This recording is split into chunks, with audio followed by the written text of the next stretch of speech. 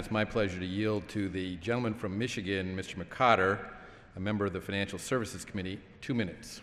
The gentleman from Michigan is recognized for 2 minutes.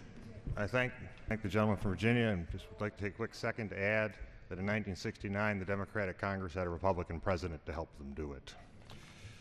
I rise in support of a constitutional balanced budget amendment.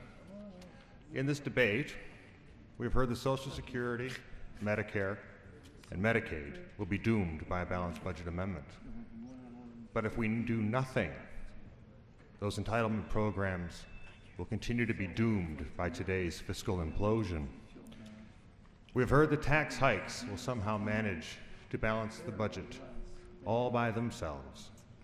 But we've heard this talk before, and after all the tax hikes of the past, today we face a fiscal implosion. We have heard that there was a brief, glowing era when a Democratic president and a Republican Congress managed to balance the budget. That is the exception that proves the necessity of a balanced budget amendment, because again today we are fiscally imploding.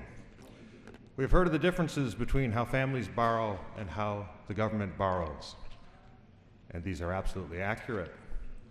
When a family borrows money, it is personally liable for that debt. It must prioritize its finances and pay it back with its own money.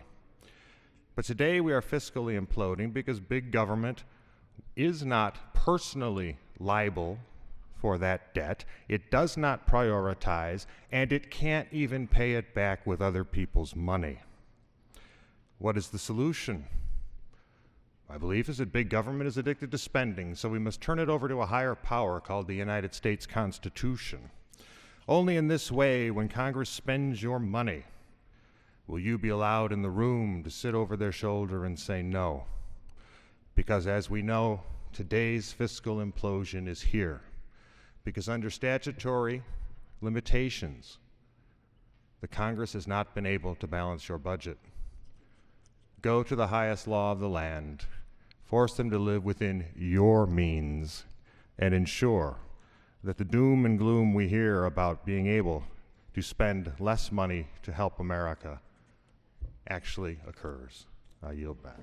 Gentleman yields back.